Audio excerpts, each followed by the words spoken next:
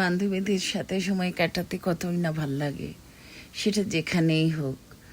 প্রাণের বান্ধবীগুলি এমনই হয়, সেই বাইরেই হোক কি ঘরেই হোক।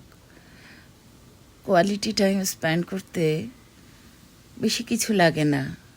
হালকা পাতলা বুট বাদাম বা কোনো টুকটাক চকলেট হোক আর যাই হোক, কিন্তু শুধু প্রাণ খুলে কথা বলা, প্রাণ খুলে নিজেদের একজন আরেকজনের ভাব প্রকাশ করা, এটার মধ্যে যে কতটা শান্তি, কতটা ভালো লাগা, কত সুন্দর অনুভূতি, শুধু যারা করে তারাই বোঝে। আসলে এই সময়গুলির মূল্য মানে কোনো কিছুর বিনিময়ে শোধ করা যাবে না।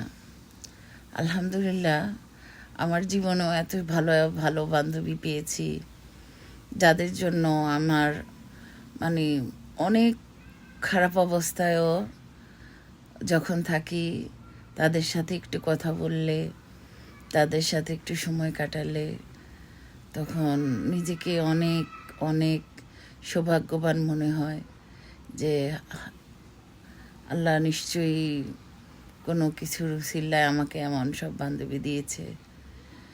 আমার জীবনে সব জায়গায় যেখানে গিয়েছি সেখানেই ভালো ভালো বান্ধবী পেয়েছি, এবং সবাই আমার জন্য অনেক অনেক মূল্যবান এবং আমার জন্য অনেক হেল্পফুল। এই তো হঠাৎ ঝটিকা সফরে কোনো প্ল্যান ছাড়া যখন বান্ধবীরা চলে আসে, এই ঝালমুড়িটার মধ্যেই কত আনন্দ। এই আচার দিয়ে যখন ঝালমুড়ি বানিয়েছি, খেয়েছি, উফ কি শান্তি! মনে হয় পোলাও কোরমার মধ্যেও এরকম মজা, এরকম শান্তি নাই। সবাই ভাগ করে একটা প্লেটে একটা বাটিতে, সাথে লাল লাল লাল চা, গরম গরম চা, আহ কি কি ভালো লাগা, কি শান্তি! আমি জানি না এটা 5 স্টার হোটেলের মধ্যে থেকেও আছে কি না। আমরা সবাই ফ্লোরে বসে মজা করে শান্তি মতো নিজের ভাব প্রকাশ করে যখন এই কোয়ালিটি টাইমটা স্পেন্ড করি, তখন নিজেদের পৃথিবীর সবচেয়ে বেশি সুখী মনে হয়।